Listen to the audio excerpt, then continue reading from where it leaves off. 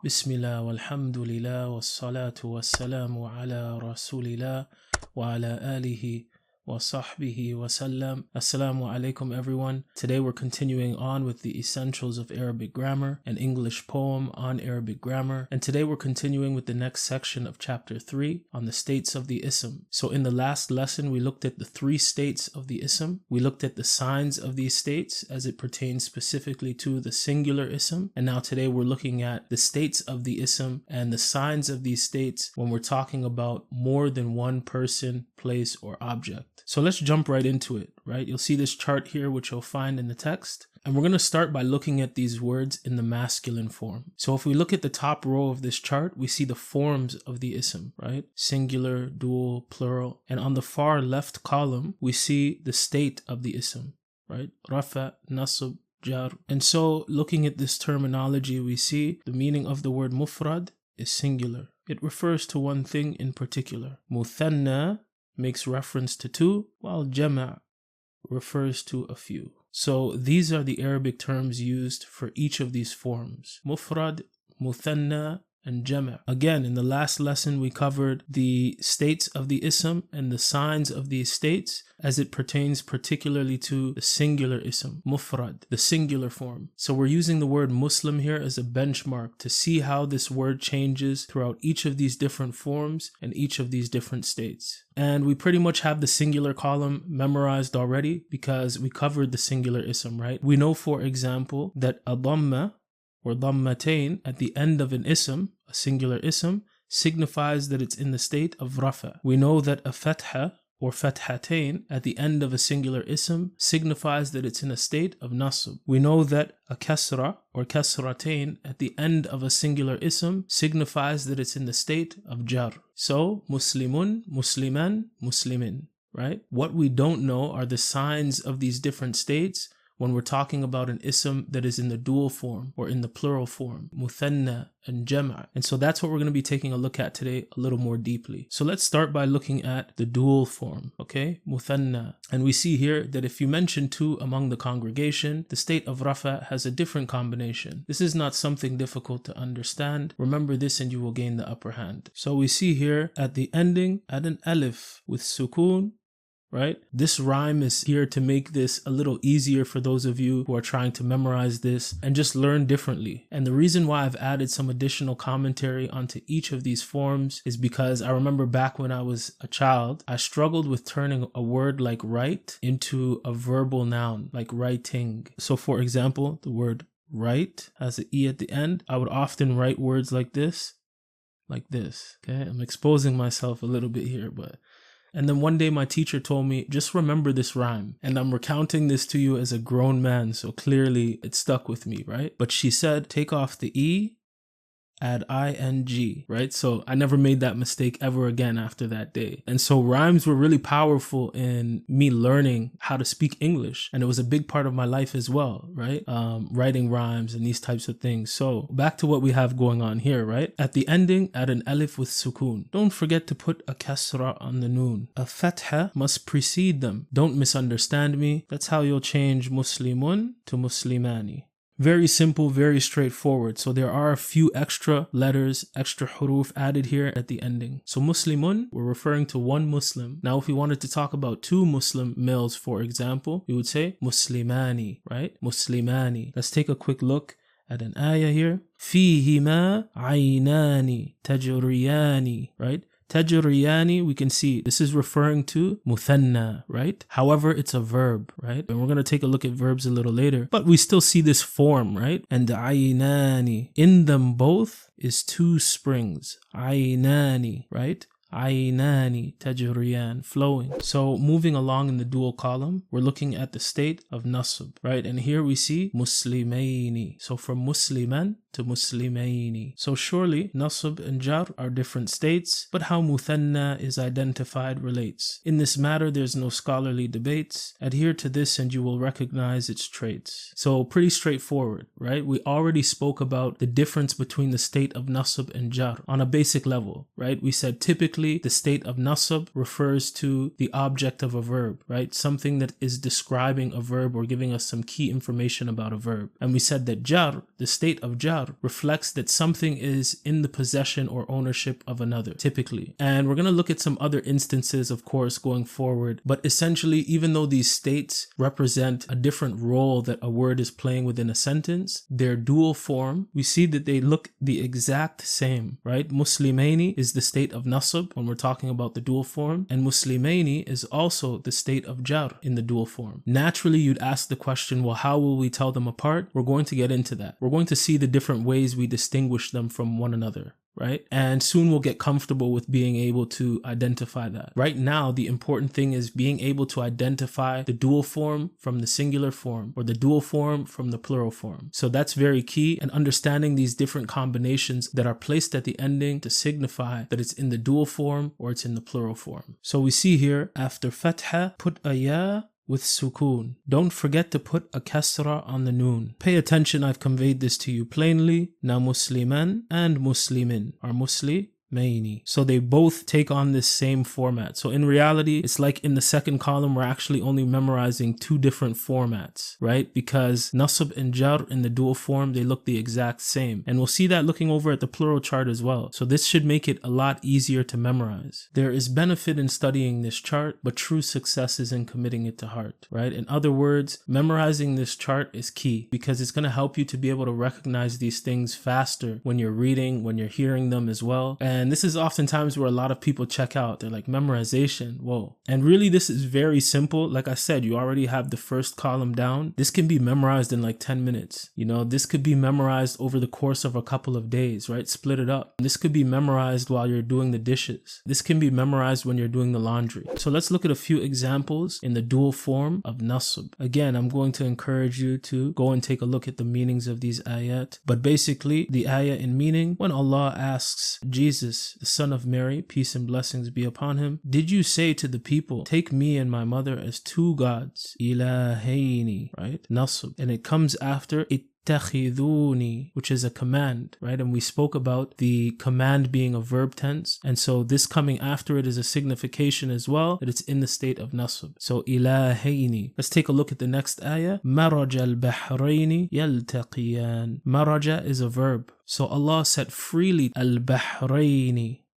right? Al-bahraini, the two seas, right? Al-bahr referring to one. Al-bahrain, right? The two seas. So we see this here. Yaltaqiyan. Again, this is a verb to meet. So let's take a look at the state of jar in the dual form. Rabbul mashriqaini, the Lord of the two easts. Wa Rabbul maghribaini, and the Lord of the two wests. So again, we see this concept of the possession or ownership of something, right? That's one of the ways how we tell this is in the state of jar. And we're going to take a look at how to do this more accurately going forward. But this is just to show you these different forms, right? So that we're able to pick apart, are we talking about one, two, or more than two people, places, and objects? So we see here, knowledge disciplines the one in its pursuance. The one who seeks to discipline it is a nuisance. Accompany knowledge without any excuses. This distinguishes the student from the students. And I mentioned this before already, but I've included some adab, some advice in this text just to kind of ease memorization and essentially just saying, look, true beneficial knowledge gives us insight into our own faults and how to rectify them. It increases us in taqwa, and essentially that is the knowledge that is going to bring about transformation and instill a certain level of discipline, values, and principles within the one seeking it. And the one who's doing the opposite and comes to knowledge with preconceived notions, or to validate what he already thinks he knows or she knows, or to twist and bend it to their personal ideologies and opinions and thoughts and feelings, or the opinions and thoughts and perspectives of the people they like, of the club they belong to, right? This person is a nuisance. It keeps us fighting and neglecting what's important. You know, those guys are this, these guys are that, right? And that's kind of what we're flooded with. Whereas having a different opinion or perspective on something or interpretation of something where it's warranted in the book and the sunnah, that's okay. So this is just a small piece of advice that I reminded myself with when writing this, and hopefully it's a means of benefit to you all as well. And also, it's hard to find a good friend, a true friend, a friend that is going to remind you of Allah, a friend that is going to, you know, when they see you falling short or they see you slipping up or they see that you're not living up to your full potential, they're going to tell you, yo bro, right? Yo sis, fix up.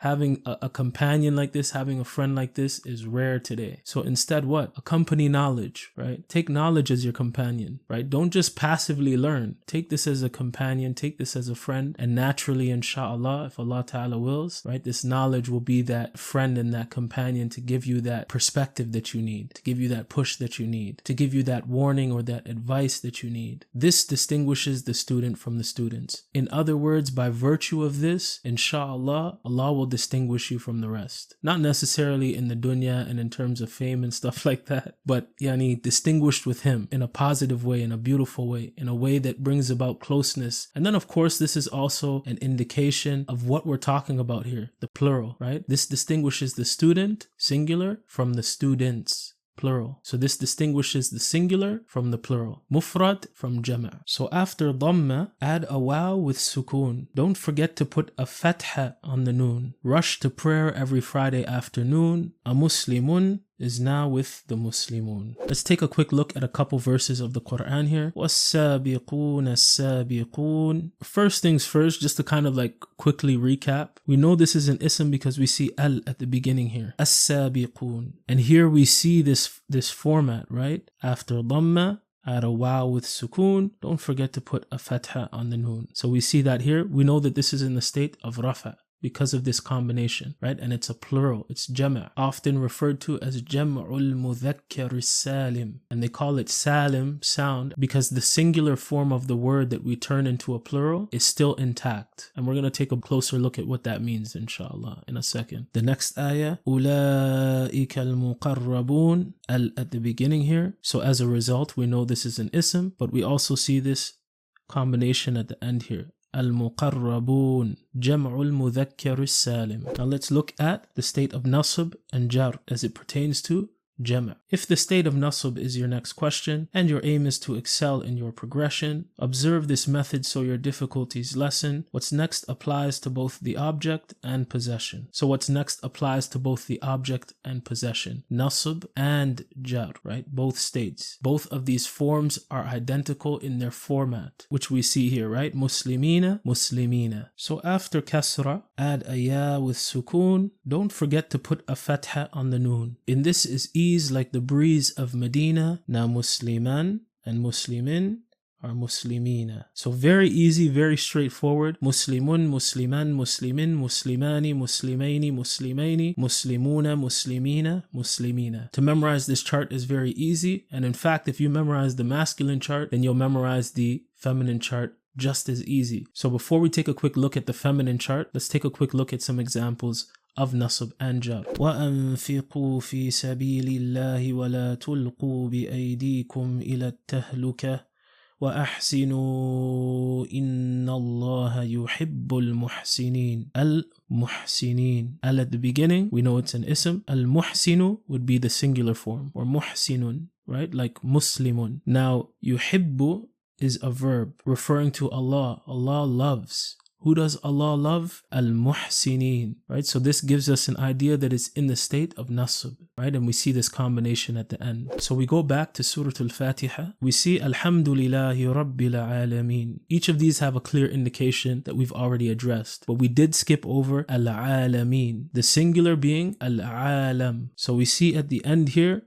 Al-Alameen. We see this format. Rabbil Alameen, the Lord of Al-Alameen, the worlds. So we see this concept again of ownership or possession. So this is one of the ways that we tell it's in a state of jar. So moving on, let's take a look now at the feminine chart. Same format for the chart here, but we're noticing a slight difference, of course, right? So we see here Muslimatun, Muslimatan, Muslimatin, Muslimatani, Muslimataini, Muslimataini, Muslimatun, Muslimatin, Muslimatin. So a word that is feminine has a sign. The ta marbuta is an element you find. You've already mastered this, so keep in mind. Here, muthanna has a similar design. So when we spoke about the signs of the ism, I mentioned that the ta marbuta is also known as the feminine ta. So this is why I say that you've already mastered this. Basically, what happens here is you add this ta at the end of a singular ism in order to show that it's feminine, right? So Muslimun, we're talking about one male Muslim. Muslimatun, right? So we see what we did here. We added this ta marbuta marbuta, and we put the dhamma or dhammatain on the ta marbuta. So that's essentially all that happened here. You added a ta marbuta with a fatha before it. This is very straightforward, right? Muslimun versus muslimatun, which is why we say when we're referring to a woman, she's a muslima. You've already mastered this, so keep in mind, here muthanna has a similar design. After ta, everything remains the same. Muslimatun, muslimatan, muslimatain, right? So everything is the exact same as the masculine chart. All that has changed here is that we've added a ta at the end, right? To signify that it's feminine. Let's take a quick look at an ayah here. So, أعوذ بالله من الشيطان الرجيم بسم الله الرحمن الرحيم ولمن خاف مقام ربه جنتان. We see the same format here, right? Jannatani. And I would encourage you all to go and check out the translation of these ayat yourself. And also this way it will solidify looking at some of these forms and being comfortable with seeing them, right? For the one who fears the standing before his Lord is 2 gardens, Jannatan. So this is very straightforward. My challenge to you is to go through the Quran and to find the dual and plural form of a few of the masculine words that you know, and then to also try to find the singular and dual form of the feminine words as well. So we see here, Muslim women, they are not like the rest, whether they are in the east or in the west. If they adorn themselves with faith and its fruits, they are a truly noble and distinguished group. So some advice, some nasiha to our sisters as well, to strive to be from amongst these type of women, but also signifying that this is the case for the feminine plural, right? It's not like the rest of them. It's different. So here the feminine plural is in reverse. We add a ta, but we put an alif first. You should know that a fatha must precede it. If there's a dhamma in its place, then delete it, like from the singular ism. Then we end the word exactly as it came, either with a dhamma or a dhammatain. So the dhamma or dhammatain is placed at the end of the feminine plural. Let's take a quick look at an example from the Quran. الرجال قوامون على النساء بما فضل الله بعضهم على بعض وبما أنفقوا من أموالهم فالصالحات قانتات حافظات للغيب بما حفظ الله. الصالحات we know is an ism because al is at the beginning. As-salihat, right? But we see this format here. You still add a ta, but we put an alif first. So there's an alif here, a fatha preceding it. And then we end the word as it came. So for example, it came from salihatun. That's the singular feminine form. Salihatun. Now we're going to end it the same way that it came. Right? Here it having al at the beginning is the reason why it doesn't have dhammatain, and it's as-salihatu. So we add a dhamma or a dhammatain. Same with qanitat, hafidhat, right? All similar. Right? These are all feminine plurals in the state of rafa. Now that nasab and jar are what remain, their forms are similar but with a different aim. You should follow all these steps just the same, i.e. the steps that you used for the feminine plural in the state of rafa, but on the ta, you'll need to add a kasratain. And this goes for both nasab and jar. Muslimatun is the feminine plural in the state of rafa. Muslimatin is the feminine plural in the state of nasab and jar. So let's take a quick look at an example of this as well. We're going to take a look here, right? As-sayyi'at وَلَيْسَتِ التَّوْبَةُ لِلَّذِينَ يَعْمَلُونَ السَّيِّئَاتِ. And it comes after a verb. So this is a verb, يَعْمَلُونَ, right? Even though it's a verb, we still see this plural form. Those who do an action, right? Amal, from amal. Those who do an action. What action? As-sayyi'at. So this should tell us that it's in the state of nasb, right? Because it's coming after a verb. What is the sign that it's in the state of nasb? This kasra on the ta here, right? As-sayyi'a versus as-sayyi'at. And if it was in the state of rafa, it would be as-sayyi'atu. Al-khabithatu lil-khabithina wal-khabithuna lil-khabithat. Lil-khabithat. We see this again. Here though, just like we saw on lillahi in the Fatiha, this lam here is actually affecting this word and putting it in a state of jar. And we're going to look at how this works. Essentially, this is a feminine plural in the state of jar. Lil khabithat, al khabithati, al khabithati. Now again, tanween and al do not go together. So that's why it doesn't have a kasratain. So again, this rule is something that you won't find change. So mashallah, we've covered both of these charts. They're very easy, very simple to memorize. All of this additional commentary on each of these different forms and states, along with these additional examples, all of this is just to aid ease in your memorization of this chart and just to give you a deeper understanding of how this comes together. Memorizing this chart is going to help you in so many ways moving forward. Before we end this lesson, I'm going to take you through the broken plural. So we know how the masculine plural looks, we know how the feminine plural looks, but there are certain words that break away from these set patterns, okay? And so that's why they're called the broken plural. Jam'ul taksir or jam'ul mukassar. These plurals don't have any signs that are precise, so pay attention and what follows should suffice. For an English plural, S is what we write. The word kites is the plural form of kite. So we see how that works in English. Kite, singular. To make this a plural, all I do is add an S. Right? Kites, like hat, right? Versus hats, right? So we see how this works in the English language. But for some words, this is terrible advice because the plural form of mouse is not mouses, right? It's not mouses. So for some words, this is terrible advice because the plural form of mouse is really mice, right? So we see how this works even in English. This kind of breaks away from the norm, right? The plural of kitab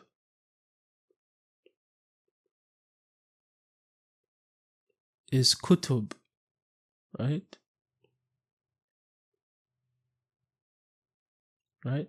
So the plural of kitab is kutub. Look at that, right? So we don't say kitabuna, for example, right? And that's why these are called broken plurals. So we said there's jam'ul mudhakkar salim and jam'ul muannath salim, the sound masculine plural and the sound feminine plural. And the reason why they're called sound is because when we take a singular word to make it plural, all we need to do is add these combinations that we've discussed to the ending of that word. Whereas here, that's not the case. The singular form of that word does not stay intact, right? And then we just add something to the ending. We see that with this, right? It goes from kitab. So that's why it's called the broken plural, right? And the plural of bayt,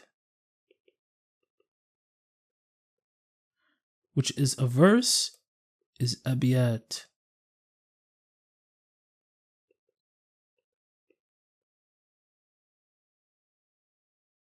Abiyatun, baytun, kitabun, kutubun, right? So the signs that indicate the singular form of each of these states are also used on the broken plural. So these are just some short examples to introduce you to the broken plural. Again, there's no set format for these. So basically, as you build vocabulary and as you go through the dictionary, you'll find that certain words, they just have a broken plural. So this completes chapter 3. I hope this lesson was beneficial. I tried to keep this as short as possible. Stay tuned for the next few videos because we're going to be taking a look at the impactors that affect these words and change their states. And on that note, I'll leave you with these 2 lines of poetry. The student's doubt will never be removed with silence. Understand this and you'll all be met with guidance, inshallah. So this is a dua and also just a reminder. Wa sallallahu ala Sayyidina Muhammad wa ala alihi wa sahbihi wa sallam.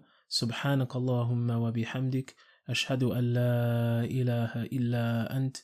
Astaghfiruka wa atubu ilayk. Assalamu alaikum.